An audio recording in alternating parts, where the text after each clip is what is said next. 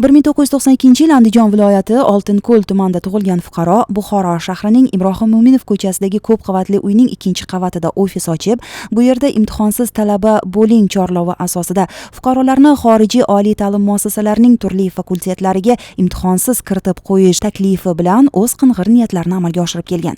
Uning navbatdagi o'ljasi Peshku tumani Xo'ja-Peshku mahalla fuqarolar yig'inida yashovchi fuqaro bo'ldi.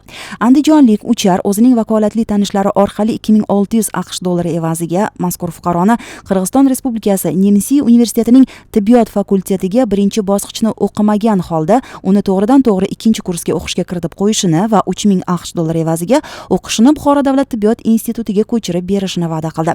Peshko'lik fuqaro bino peshtoqidagi tashqi reklama yozuvlari hamda hojatbaror andijonlik fuqaro ish stoli ustidagi nufuzli oliygohlarga o'qishga kiritish haqidagi tarqatmalarni ko'rib, uning gaplariga chippa-chin ishondi. Qonunbuzar o'z ofisida fuqarodan kimyoviy ishlov berilgan jami 5600 AQSh dollarini pora tariqasida olgan vaqtida departamentning Buxoro viloyat Peshku tuman bo'limi, Buxoro viloyat ichki ishlar boshqarmasi va davlat xavfsizlik xizmati boshqarmasi xodimlari tomonidan ashyoviy dalillar bilan qo'lga olindi. Shu o'rinda fuqarolarimiz turli firmalarning aldamchi taklifnoma, chorlov, tarqatma materiallariga emas, balki qonuniy hujjatlariga qarab harakat qilishsa maqsadga muvofiq bo'lishini eslatamiz. Mazkur holat yuzasidan qonunbuzarga nisbatan O'zbekiston Respublikasi Jinoyat kodeksining tegishli bandi bilan jinoyat ishi qo'zg'atildi.